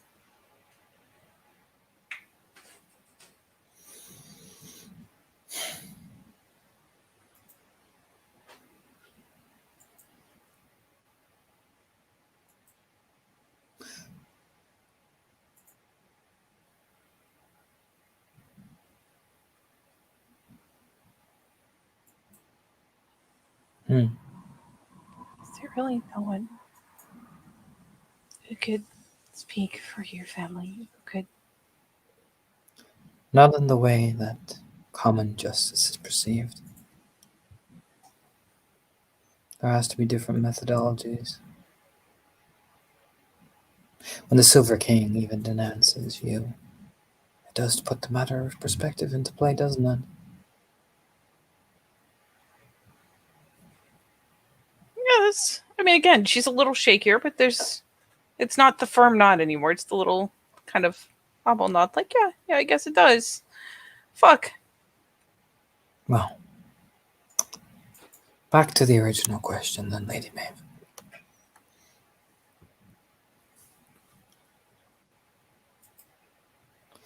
Would you help me get justice in the dark parts so that the likes of you could bring it to the light, unblemished and untainted?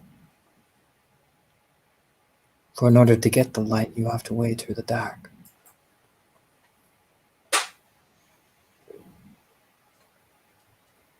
I know he doesn't mean this to sound very similar to what other people are preaching to her, but boy, does it.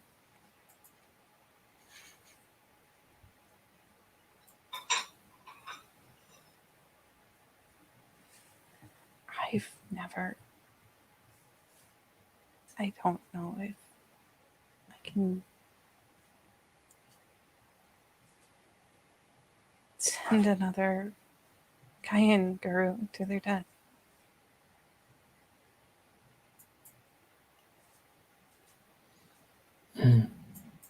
You wouldn't be.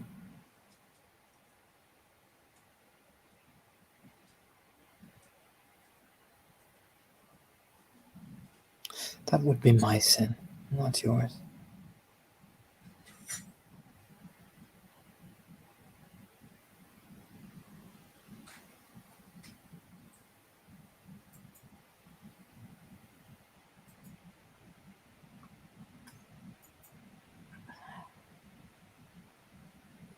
She can tell, like, he earnestly believes that, doesn't he? He does. Awesome. So there's.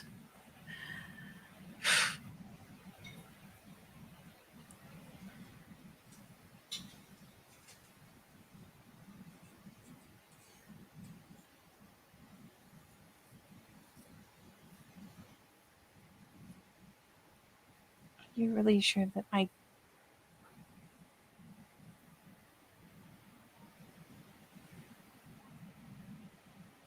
Is there no other way I can help you? For now, this is the way that will prove to me that you are willing. And then, once the dark deed is done, then we can return to the light.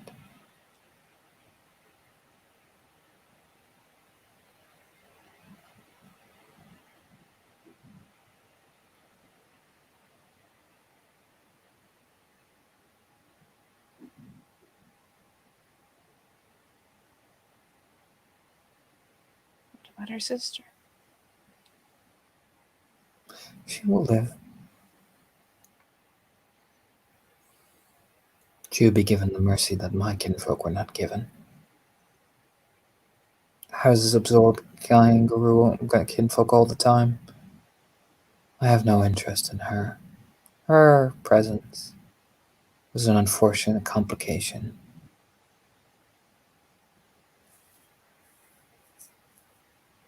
Did he say was or is? Like, is. Okay. For a second, I thought he said was, and I was about to have to play dumb on a level.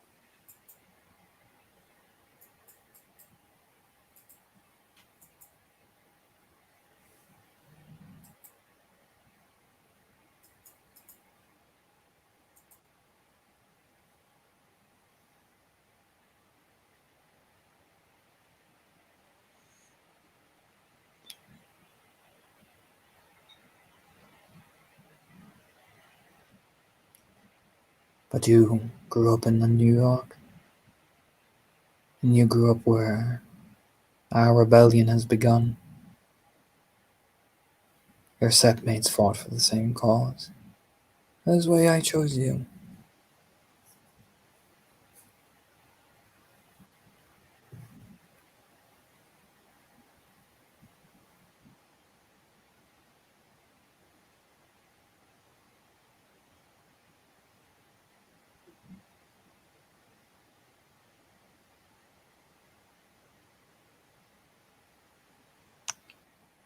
now. That hurt my feelings. Jesus.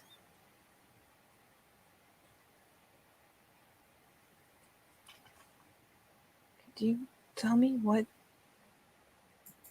actually happened there? The gleaming eye pushed because Ophelia raised her hands in the face of justice. The world needed an Ophelia Campbell. The real Ophelia Campbell died a long time ago.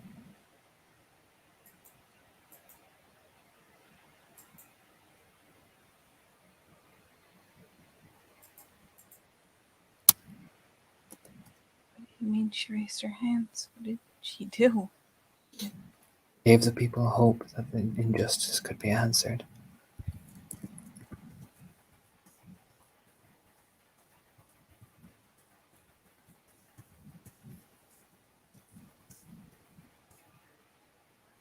Did it help? In the end, did it really help? It got us what we needed. The sacrifice those people did will never be forgotten. It was an intolerable sacrifice. One that weighs heavily, but is what needs to be done. What could it possibly have gotten you? The Gleaming Eye have now brought upon a war. One that the entire nation will condemn. Their credibility and their strength will be diminished. And House Osterhell will return in the shadows and slowly begin to rebuild, strengthening behind the Gleaming Eye enemies until the day that we can finally step into the light. What happens on that day? We will be restored. And we will no longer abide by those who paint the world in their own shadow and their own ideal.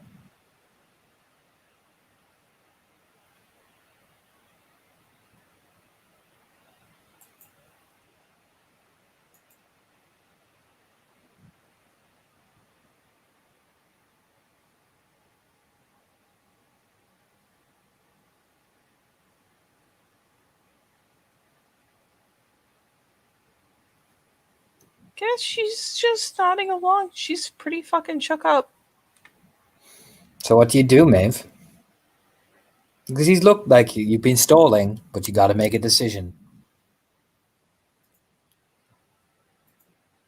Because I'll put it like this: if you're trying to convince him to, like, yeah, I'll totally do this. You got to convince him. You know what I mean? You convince him that you're, of thing. But what? Here you go. What's your decision, Maeve? You saw the damage he's done to Fiona, what he did to Francesca, what he even did to Clara. Look at all the dead guru over in New York. So many dead guru. Where's Sean? Yeah. Yeah. His whole family's there. And you know what? They're not her sept anymore, but people Okay. she cared about were there. Look at Clara. Oh yeah. No, she's not going to do it. Like, spoiler. Oh, But convince him. Convince him you are.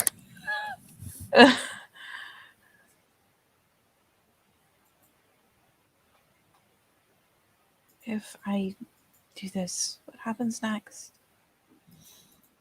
And the matter is settled, and then we'll begin our plans. We will meet regularly to discuss. I will even introduce you to some more general people. We will begin to advance, begin to push.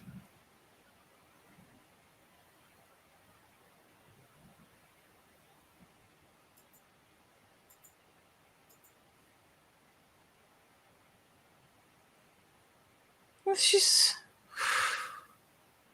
nodding, processing. I can get closer to Fiona.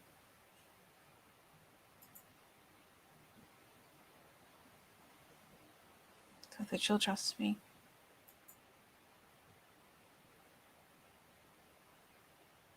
What guarantee can you give me, Lady Maeve, to sate my worries? I'm beginning to think maybe I should make a rule about what constitutes a guarantee in the nation. I am not making you roll. I am leaving it up to Maeve. I am putting you in this position of terrifiedness. Okay. Well, give me a moment to look at what I've got going on. What, more importantly, Maeve, what do you think he'd believe? That's the hard part. I am trying to think because obviously he would believe an oath. But then But you I'd be an don't- oath breaker unless I phrased it very carefully, which he will almost certainly be looking for because Mhm. beyond the fact that he's a political fucking demon, he's also a bigger theurge than me. Phrasing is his He is. game. He is. Oh, Jesus Christ. So I'm not going to win on the phrasing game. An oath is a terrible idea unless I want to be an oath breaker. Exactly.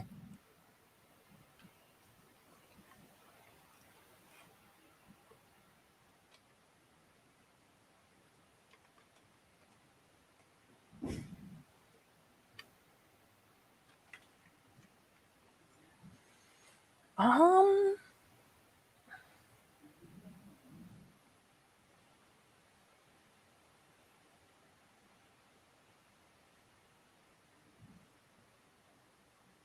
sorry, I'm looking through various things I can reach out and touch and trying to figure out what would even Look at this. influence it. Look at the tour. What'd you say? I'm trying to look at all the things that I've You know, Maeve, your nature's caregiver. Yeah. Look at Yeah. look at his face. Maybe, just maybe, you can do something to help alleviate the constant pain he's in. Mightn't cure the wound, but man, that constant pain. Yeah. I mean, a mother's touch won't last, but something I could make that might. You could definitely make something. It's not about much. Maybe you could make something like a tail. You know what I mean? Maybe. Just maybe. Be enough that it would definitely get his attention. So he's staring and saying, essentially, convince me. And I mean, you can tell she's trying to determine what would, and finally, like, looks him properly on again. The brown knits. It's a scar, but it hurts you even now, doesn't it? Yes.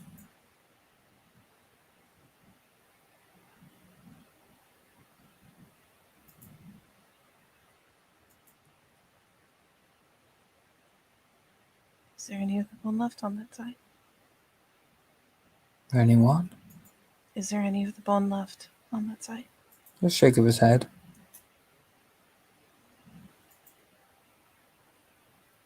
And it's scary to do it, especially after he stared at her the way he did. But she picks up the hands like you do when you're offering something. Mm-hmm. May I see how close? Charisma subterfuge. Might be diff 5.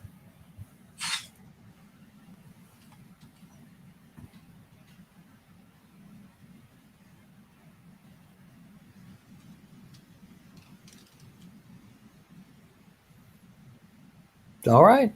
He removes the denture. Yeah, this time you can tell she's not.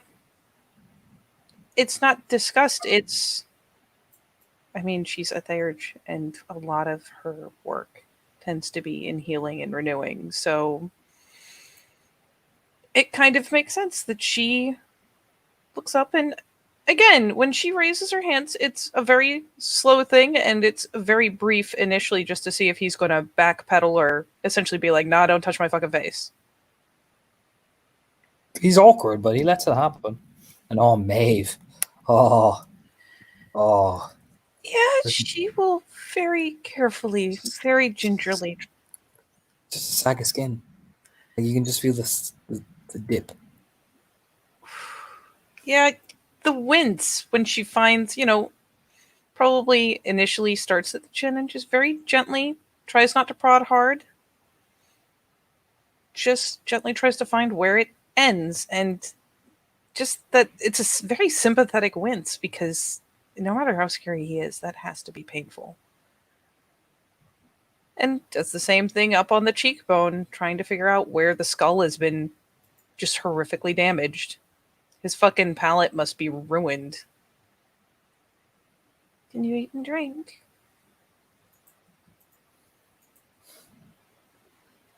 It is a painful process.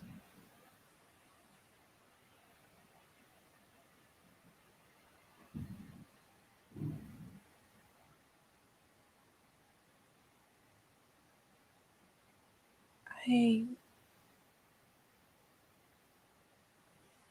have mixed a number of concoctions and salves.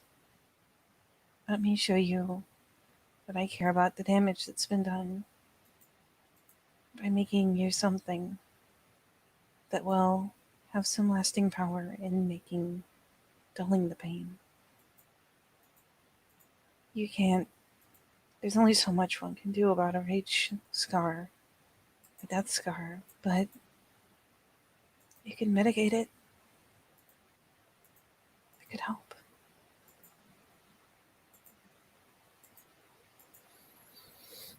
Very well. Leave that alleyway that we met each other in.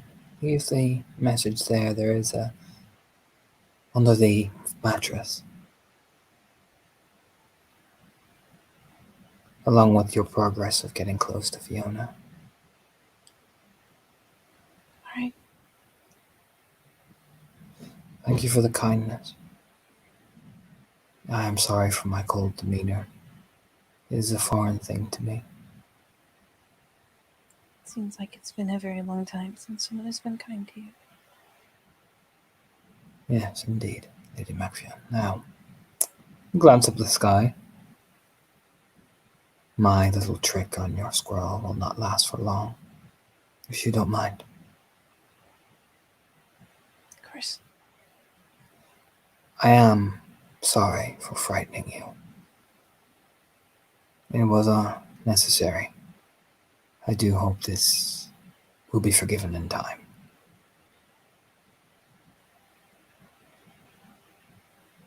Yeah, there's the small nod of like, we could work on that. Ugh. It's so odd how detached he is, Maeve. It's so creepy. I don't know how Maeve feels about it, considering Jesus. It is especially strange for her because to make what sounds like an earnest apology with no emotion behind it's jarring. It's not that hard to apologize in her eyes. It's not that hard to sympathize in her eyes. So the fact that he doesn't seem to earnestly sympathize, the fact that he just straight believes like that was absolutely necessary. There's no way I could have known otherwise. It rubs her hella the wrong way. She is going to go back to being courteous. She's probably still clutching the hanky out of just having forgotten it's there. He just takes that back off you and just goes about the whole process again. You travel back in the car. And then when everything is removed, he is gone, and you are just in that alleyway in Brooks Rest. He still insists on the gag on the way back, doesn't he? He does. Yep. Yet again. She doesn't like it. It's one of the only things that makes her squirm, but yeah, once she's abandoned, there's gonna be a hot second of I'm not going to have a panic attack in an alley. That would be a terrible idea. And I totally have control over that decision. So where are you going, Maeve? Well, I was going to go visit Fiona, but now I'm not. You could. If I wanted to lead him to her door, that would be a great idea. Mm-hmm. I do not want to lead him to her door. You could send a message. I'm not gonna lie, she is so shaken that she may not send a message until she is deep back in Sept and in a building and away from windows. Like, Mm-hmm. that shook her up pretty good, and the confirmation that he can still get on Sept is not reassuring at all. Oh yeah, he gave no hint that he could not do it. So would you like to end it there, but Yeah, she is gonna go home, and cry. Angela can find her just fucking broken up in tears when she is firmly closed in her room, because Jesus fucking Christ. But yeah, I think that's a great place to end it. I'm gonna have myself a cry about this, Yeah. and we'll just end it there.